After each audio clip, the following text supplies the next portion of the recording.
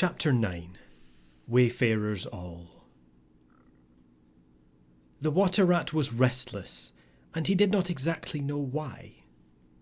To all appearance, the summer's pomp was still at fullest height, and although in the tilled acres green had given way to gold, though rowans were reddening and the woods were dashed here and there with a tawny fierceness, yet light and warmth and colour were still present in undiminished measure, clean of any chilly premonitions of the passing year.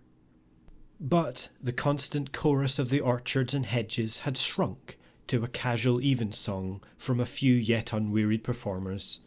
The robin was beginning to assert himself once more, and there was a feeling in the air of change and departure. The cuckoo, of course, had long been silent, but many another feathered friend, for months a part of the familiar landscape and its small society, was missing too, and it seemed that the ranks thinned steadily, day by day. Rat, ever observant of all winged movement, saw that it was taking daily a southing tendency, and even as he lay in bed at night he thought he could make out, passing in the darkness overhead, the beat and quiver of impatient pinions, obedient to the peremptory call. Nature's grand hotel has its season, like the others. As the guests one by one pack, pay, and depart, and the seats at the table d'hôte shrink pitifully at each succeeding meal, as suites of rooms are closed, carpets taken up, and waiters sent away, those boarders who are staying on en pension until the next year's full reopening cannot help being somewhat affected by all these flittings and farewells, this eager discussion of plans, routes, and fresh quarters, this daily shrinkage in the stream of comradeship. One gets unsettled, depressed, and inclined to be querulous. Why this craving for change? Why not stay on quietly here, like us, and be jolly? You don't know this hotel out of the season, and what fun we have among ourselves, we fellows who remain and see the whole interesting year out. All very true, no doubt, the others always reply. We quite envy you, and some other year perhaps. But just now we have engagements, and there's the bus at the door. Our time is up. So they depart, with a smile and a nod, and we miss them, and feel resentful. The rat was a self-sufficing sort of animal, rooted to the land, and whoever went, he stayed. Still, he could not help noticing what was in the air, and feeling some of its influence in his bones. It was difficult to settle down to anything seriously, with all this flitting going on.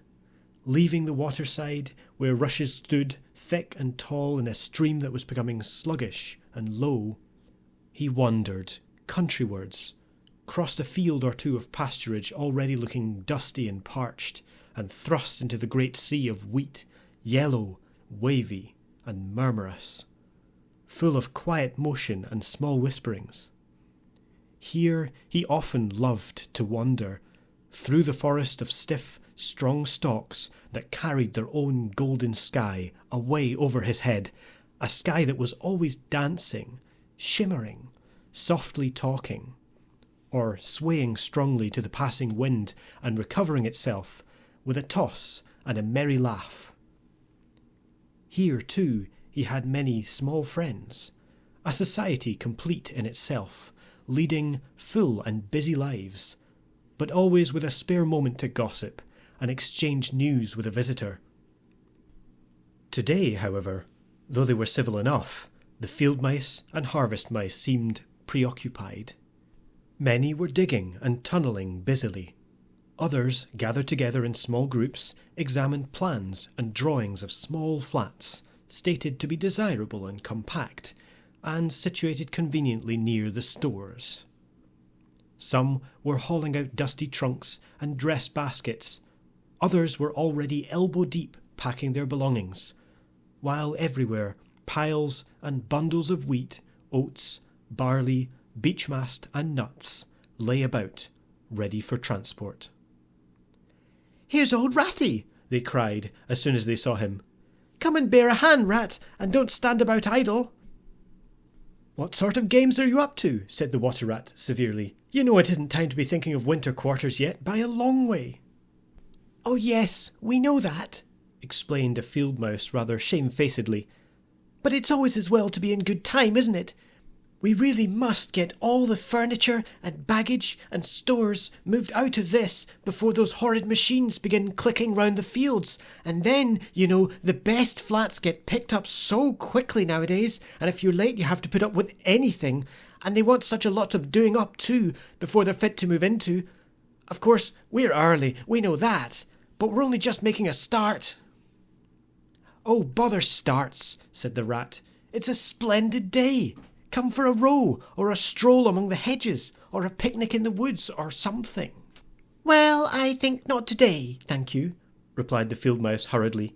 "Perhaps some other day, when we've more time."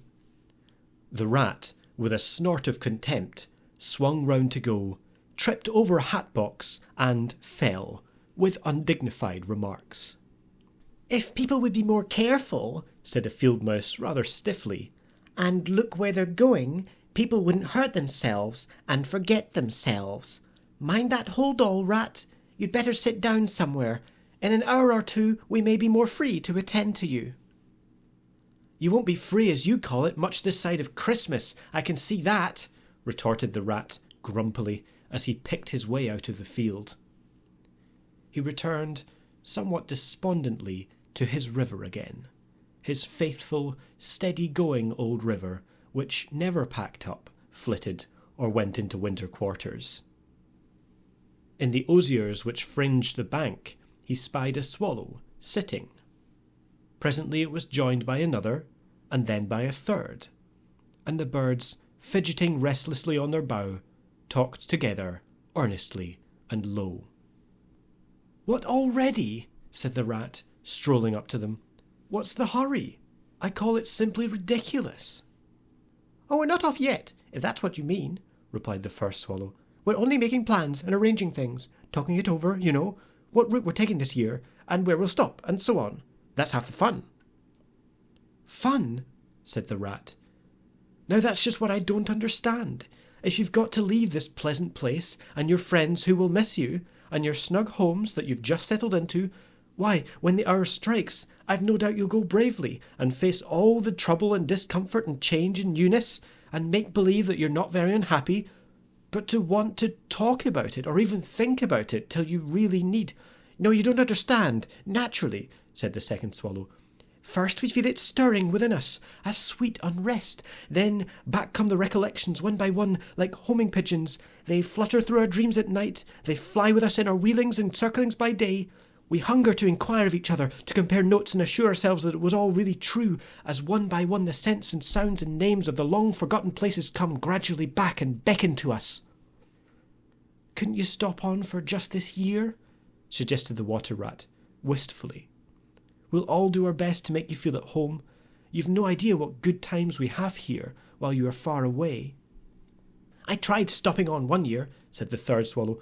"I had grown so fond of the place that when the time came I hung back and let the others go on without me. For a few weeks it was all well enough, but afterwards, oh, the weary length of the nights, the shivering sunless days, the air so clammy and chill, and not an insect in an acre of it. No, it was no good. My courage broke down, and one cold, stormy night I took wing, flying well inland on account of the strong easterly gales.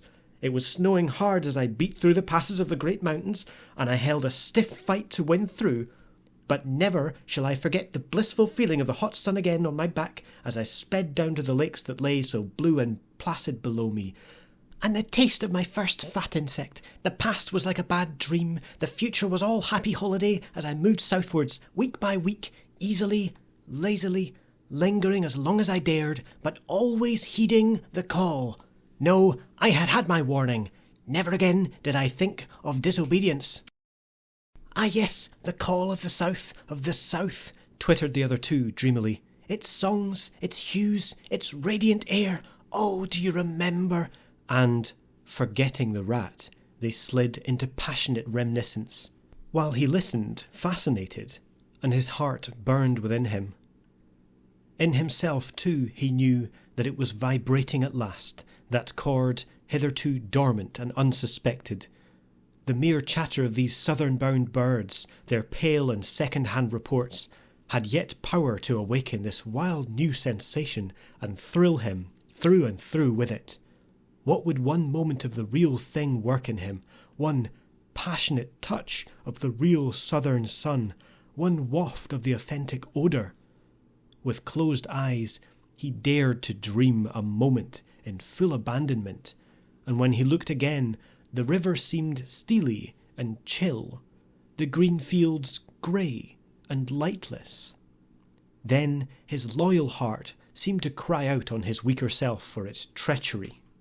"Why do you ever come back then at all?" he demanded of the swallows jealously. "What do you find to attract you in this poor, drab little country?"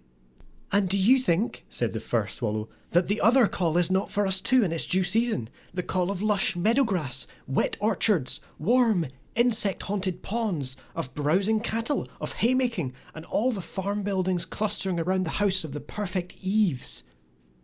"Do you suppose," asked the second one, "that you are the only living thing that craves with a hungry longing to hear the cuckoo's note again?" "In due time," said the third, "we shall be homesick once more for quiet water lilies swaying on the surface of an English stream. But today all that seems pale and thin and very far away. Just now our blood dances to other music." They fell a-twittering among themselves once more, and this time their intoxicating babble was of violet seas, tawny sands, and lizard-haunted walls. Restlessly the rat wandered off once more, climbed the slope that rose gently from the north bank of the river, and lay looking out towards the great ring of downs that barred his vision further southwards. His simple horizon hitherto, his mountains of the moon, his limit behind which lay nothing he had cared to see or to know. Today, to him gazing south, with a newborn need stirring in his heart, the clear sky over their long, low outline seemed to pulsate with promise. Today, the unseen was everything, the unknown the only real fact of life. On this side of the hills was now the real blank. On the other lay the crowded and coloured panorama that his inner eye was seeing so clearly. What seas lay beyond, green, leaping and crested! What sun-bathed coasts, along which the white villas glittered against the olive woods! What quiet harbours thronged with gallant shipping, bound for purple islands of wine and spice, islands set low in languorous waters! He rose and descended riverwards once more, then changed his mind and sought the side of the dusty lane. There, lying half-buried in the thick, cool under-hedge tangle that bordered it, he could muse on the metalled road and all the wondrous world that it led to, on all the wayfarers, too, that might have trodden it, and the fortunes and adventures they had gone to seek or found unseeking. Out there, beyond, beyond! Footsteps fell on his ear, and the figure of one that walked somewhat wearily came into view, and he saw that it was a rat, and a very dusty one. The wayfarer, as he reached him, saluted with a gesture of courtesy that had something foreign about it, hesitated a moment, then with a pleasant smile turned from the track and sat down by his side in the cool herbage. He seemed tired, and the rat let him rest unquestioned, understanding something of what was in his thoughts, knowing too the value all animals attach at times to mere silent companionship, when the weary muscles slacken and the mind marks time. The wayfarer was lean and keen-featured, and somewhat bowed at the shoulders. His paws were thin and long, his eyes much wrinkled at the corners, and he wore small gold ear-rings in his neatly set, well-shaped ears. His knitted jersey was of a faded blue. His breeches, patched and stained, were based on a blue foundation, and his small belongings that he carried were tied up in a blue cotton handkerchief. When he had rested a while, the stranger sighed, snuffed the air, and looked about him. "That was clover, that warm whiff on the breeze," he remarked, "and those are cows we hear cropping the grass behind us and blowing softly between mouthfuls. There is a sound of distant reapers, and yonder rises a blue line of cottage smoke against the woodland. The river runs somewhere close by, for I hear the call of a moorhen, and I see by your build that you're a freshwater mariner. Everything seems asleep, and yet going on all the time. It is a goodly life that you lead, friend, no doubt the best in the world, if only you are strong enough to lead it. Yes, it's the life, the only life to live, responded the water rat dreamily, and without his usual wholehearted conviction. I did not say exactly that, replied the stranger cautiously, but no doubt it's the best. I've tried it, and I know. And because I've just tried it, 6 months of it, and know it's the best, here am I, footsore and hungry, tramping away from it, tramping southwards, following the old call, back to the old life, and the life which is mine and which will not let me go. Is this then yet another of them? Mused the rat. And where have you just come from? He asked. He hardly dared to ask where he was bound for. He seemed to know the answer only too well. Nice little farm, replied the wayfarer briefly. Up along in that direction. He nodded northwards. Never mind about it. I had everything I could want, everything I had any right to expect of life, and more. And here I am. Glad to be here all the same, though, glad to be here. So many miles further on in the road, so many hours nearer to my heart's desire. His shining eyes held fast to the horizon, and he seemed to be listening for some sound that was wanting from that inland acreage, vocal as it was with the cheerful music of pasturage and farmyard. You are not one of us, said the water rat, nor yet a farmer, nor even, I should judge, of this country. Right, replied the stranger. I'm a seafaring rat, I am, and the port I originally hail from is Constantinople, though I'm a sort of foreigner there too, in a manner of speaking. You will have heard of Constantinople, friend, a fair city and an ancient and glorious one. And you may have heard too of Sigurd, king of Norway, and how he sailed thither with 60 ships, and how he and his men rode up through the streets, all canopied in their honour with purple and gold, and how the emperor and empress came down and banqueted with him on board his ship. When Sigurd returned home, many of his Northmen remained behind and entered the emperor's bodyguard, and my ancestor, a Norwegian-born, stayed behind too with the ships that Sigurd gave the emperor. Seafarers we have ever been, and no wonder. As for me, the city of my birth is no more my home than any pleasant port between there and the London River. I know them all, and they know me. Set me down on any of their quays or foreshores, and I am home again. I suppose you go great voyages, said the water rat with growing interest. Months and months out of sight of land, and provisions running short, an allowance as to water, and your mind communing with the mighty ocean, and all that sort of thing? By no means, said the sea-rat frankly. Such a life as you describe would not suit me at all. I'm in the coasting trade, and rarely out of sight of land. It's the jolly times on shore that appeal to me, as much as any seafaring. Oh, those southern seaports, the smell of them, the riding lights at night, the glamour. Well, perhaps you have chosen the better way, said the water rat, but rather doubtfully. Tell me something of your coasting, then, if you have a mind to, and what sort of harvest an animal of spirit might hope to bring home from it to warm his latter days with gallant memories by the fireside. For my life, I confess to you, feels to me today somewhat narrow and circumscribed.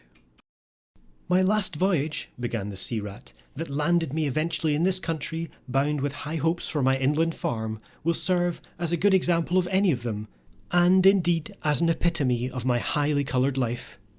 Family troubles as usual began it.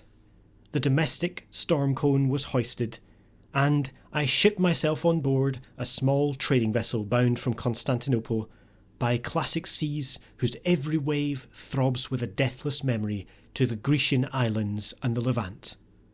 Those were golden days and balmy nights.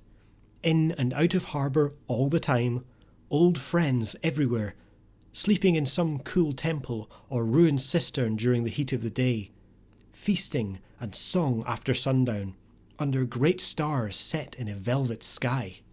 Thence we turned and coasted up the Adriatic, its shores swimming in an atmosphere of amber, rose and aquamarine. We lay in wide, landlocked harbours. We roamed through ancient and noble cities, until at last, one morning, as the sun rose royally behind us, we rode into Venice, down a path of gold. Oh, Venice is a fine city, wherein a rat can wander at his ease and take his pleasure, or, when weary of wandering, can sit at the edge of the Grand Canal at night, feasting with his friends, when the air is full of music and the sky full of stars, and the lights flash and shimmer on the polished steel prows of the swaying gondolas, packed so that you could walk across the canal on them from side to side. And then the food. Do you like shellfish? Well, we won't linger over that now. He was silent for a time, and the water rat, silent too, and enthralled, floated on dream canals and heard a phantom song pealing high between vaporous, grey wave-lapped walls. Southwards we sailed again at last, continued the sea rat, coasting down the Italian shore till finally we made Palermo, and there I quitted for a long happy spell on shore. I never stick too long to one ship. One gets narrow-minded and prejudiced. Besides, Sicily is one of my happy hunting grounds. I know everybody there, and their ways just suit me. I spent many jolly weeks in the islands, staying with friends up country. When I grew restless again, I took advantage of a ship that was trading to Sardinia and Corsica, and very glad I was to feel the fresh breeze and the sea spray in my face once more. But isn't it very hot and stuffy down in the hold, I think you call it? Asked the water rat. The seafarer looked at him with the suspicion of a wink. I'm an old hand, he remarked with much simplicity. The captain's cabin's good enough for me. It's a hard life, by all accounts, murmured the rat, sunk in deep thought. For the crew it is, replied the seafarer gravely, again with the ghost of a wink. From Corsica, he went on, I made use of a ship that was taking wine to the mainland. We made a lassio in the evening, lay to, hauled up our wine casks, and hove them overboard, tied one to the other by a long line. Then the crew took to the boats and rowed shorewards, singing as they went, and drawing after them the long bobbing procession of casks, like a mile of porpoises. On the sands they had horses waiting, which dragged the casks up the steep street of the little town with a fine rush and clatter and scramble. When the last cask was in, we went and refreshed and rested and sat late into the night, drinking with our friends, and next morning I took to the great olive woods for a spell and a rest. For now I had done with islands for the time, and ports and shipping were plentiful, so I led a lazy life among the peasants, lying and watching them work, or stretched high on the hillside with the blue Mediterranean far below me. And so at length, by easy stages, and partly on foot, partly by sea, to Marseille, and the meeting of old shipmates, and the visiting of great ocean-bound vessels, and feasting once more. Talk of shellfish. Why, sometimes I dream of the shellfish of Marseille, and wake up crying. That reminds me, said the polite water rat. You happened to mention that you were hungry, and I ought to have spoken earlier. Of course, you will stop and take your midday meal with me. My hole is close by. It is some time past noon, and you are very welcome to whatever there is.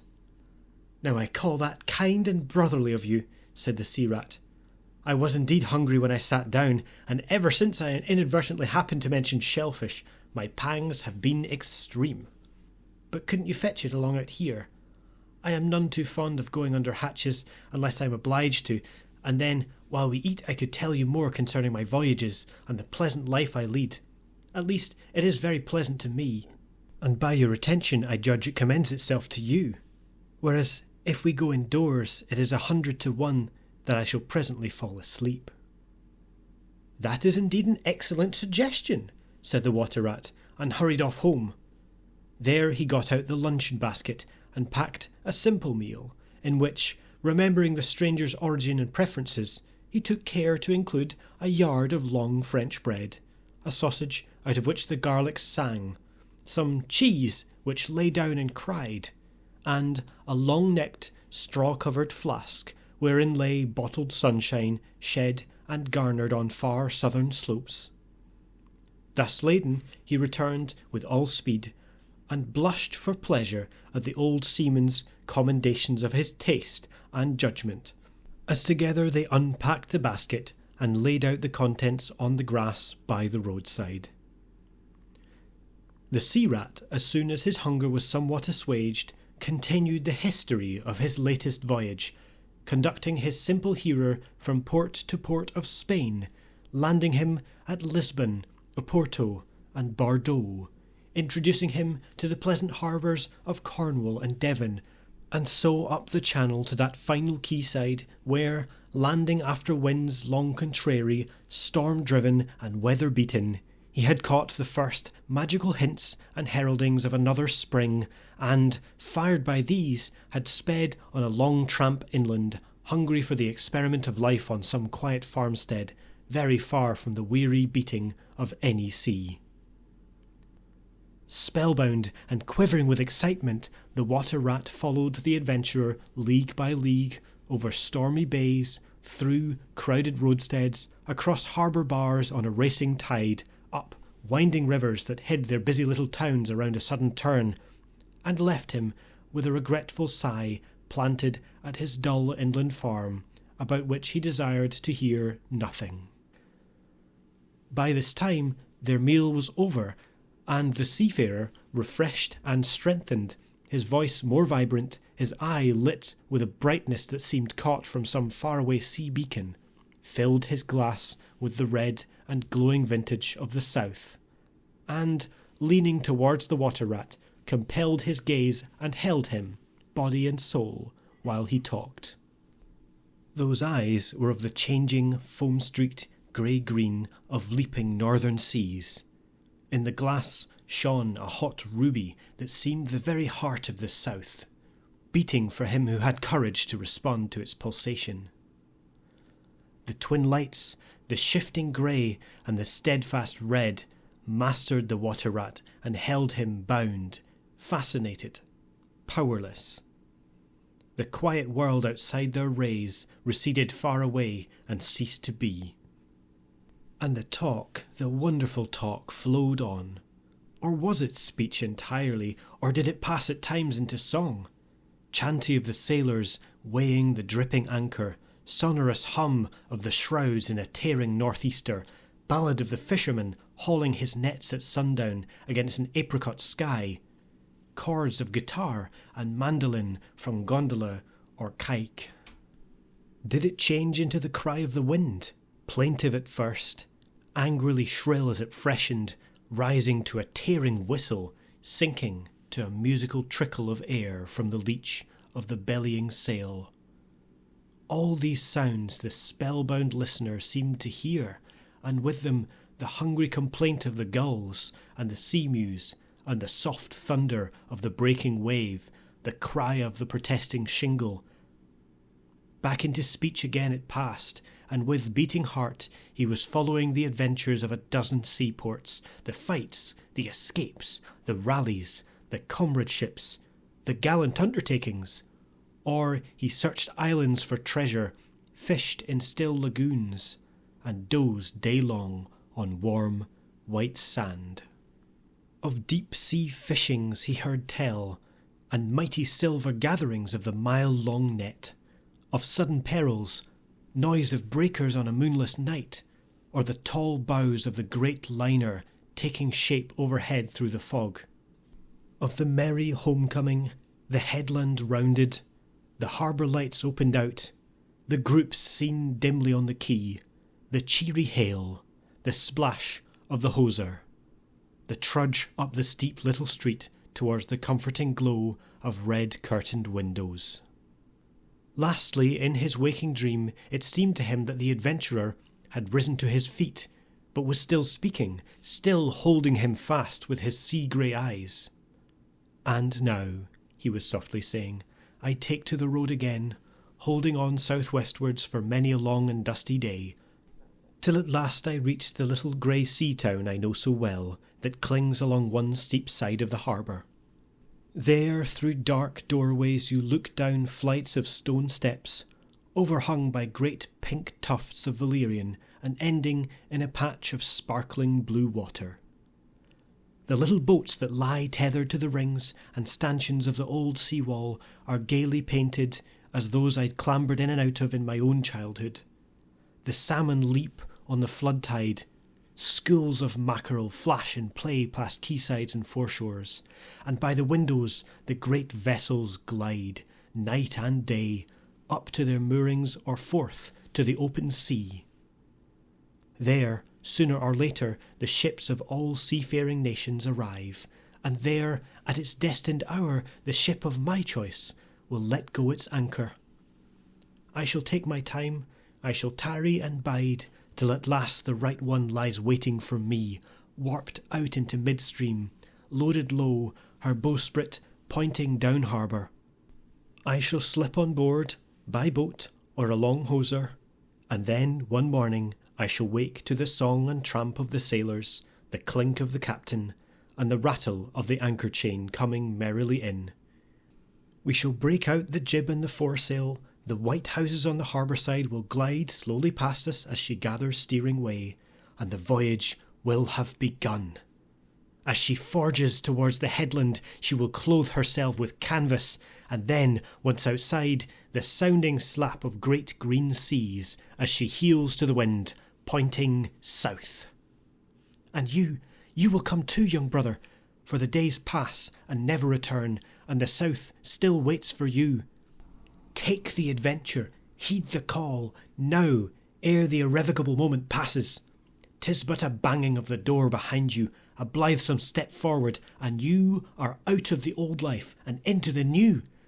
Then, some day long hence, jog home here if you will, when the cup has been drained and the play has been played, and sit down by your quiet river with a store of goodly memories for company. You can easily overtake me on the road, for you are young, and I am aging, and go softly. I will linger and look back, and at last I will surely see you coming, eager and light-hearted, with all the south in your face." The voice died away and ceased, as an insect's tiny trumpet dwindles swiftly into silence, and the water-rat, paralysed and staring, saw at last but a distant speck on the white surface of the road. Mechanically he rose and proceeded to repack the luncheon basket, carefully and without haste. Mechanically he returned home, gathered together a few small necessaries and special treasures he was fond of, and put them in a satchel. Acting with slow deliberation, moving about the room like a sleepwalker, listening ever with parted lips. He swung the satchel over his shoulder, carefully selected a stout stick for his wayfaring, and with no haste, but with no hesitation at all, he stepped across the threshold, just as the mole appeared at the door. "Why, where are you off to, Ratty?" asked the mole in great surprise, grasping him by the arm. "Going south with the rest of them," murmured the rat in a dreamy monotone, never looking at him. "Seawards first, and then on shipboard, and so to the shores that are calling me." He pressed resolutely forward, still without haste, but with dogged fixity of purpose. But the mole, now thoroughly alarmed, placed himself in front of him, and looking into his eyes, saw that they were glazed and set, and turned a streaked and shifting grey. Not his friend's eyes, but the eyes of some other animal. Grappling with him strongly, he dragged him inside, threw him down, and held him.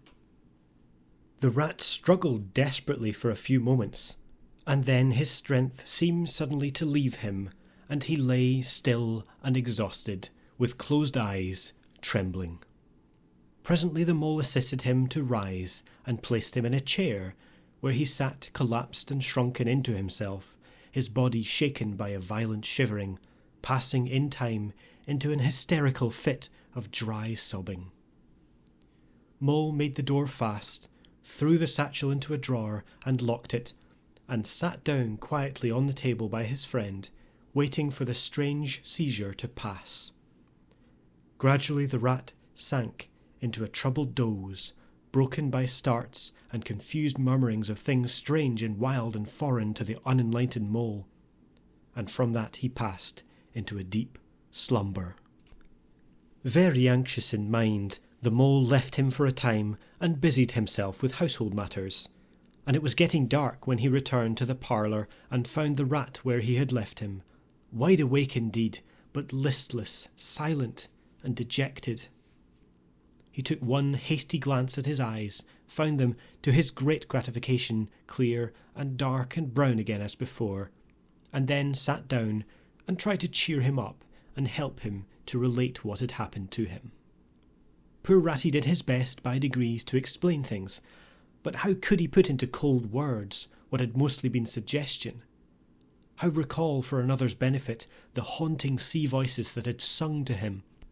How reproduce at second hand the magic of the seafarer's 100 reminiscences? Even to himself, now the spell was broken and the glamour gone, he found it difficult to account for what had seemed, some hours ago, the inevitable and only thing. It is not surprising, then, that he failed to convey to the Mole any clear idea of what he had been through that day. To the Mole this much was plain. The fit or attack had passed away, and had left him sane again, though shaken and cast down by the reaction. But he seemed to have lost all interest for the time in the things that went to make up his daily life, as well as in all pleasant forecastings of the altered days and doings that the changing season was surely bringing. Casually then, and with seeming indifference, the Mole turned his talk to the harvest that was being gathered in, the towering wagons and their straining teams, the growing ricks, and the large moon rising over bare acres dotted with sheaves.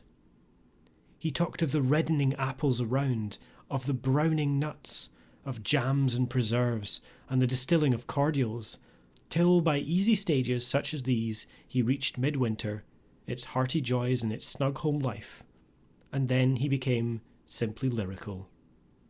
By degrees the rat began to sit up and to join in. His dull eye brightened, and he lost some of his listening air. Presently the tactful Mole slipped away and returned with a pencil and a few half-sheets of paper, which he placed on the table at his friend's elbow. "It's quite a long time since you did any poetry," he remarked. "You might have a try at it this evening instead of, well, brooding over things so much. I've an idea that you'll feel a lot better when you've got something jotted down, if it's only just the rhymes." The rat pushed the paper away from him wearily, but the discreet Mole took occasion to leave the room, and when he peeped in again some time later, the rat was absorbed and deaf to the world, alternately scribbling and sucking the top of his pencil. It is true that he sucked a good deal more than he scribbled, but it was joy to the Mole to know that the cure had at least begun.